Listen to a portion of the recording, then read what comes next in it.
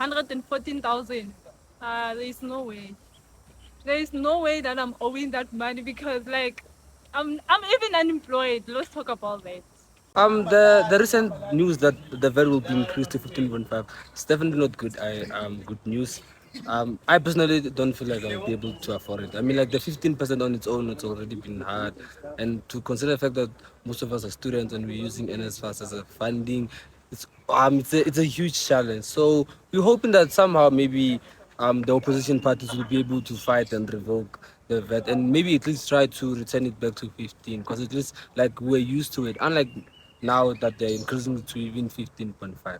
I think maybe if they can cut off the 350 and then try to invest it into either the public sector or private sector and then use that to create more jobs for South Africans. Yeah. I personally do not think that I use so much money of the government. I don't know.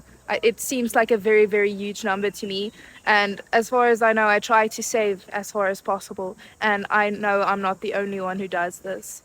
So that's my point of view. Regarding the feeling of this debt of South Africa, like I personally, I really blame government when it comes to that, because now we are suffering. I think this issue is mostly effective to the poor of the poorest, who are from poor backgrounds. More especially, we are having people who are from rural areas who are clueless about what's happening with the system of South Africa, of which as much as we are having the high number of students who are still suffering with the funding in the higher learning institutions just because of these debts and stuff, because they are trying to cover up in those up. So it's a real problem to economy too and stuff, and hence we are really suffering in Zanzibar. I don't think the government should continue giving this money because the girls just fall pregnant and they do not take care of the kids. They spend this money on things that are useless instead of getting the kids clothes, taking them to schools.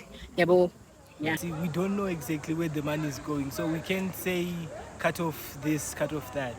So maybe if we find people who can evaluate the government, but that's kind of difficult because the people who be evaluating will also be the ones who are stealing the money.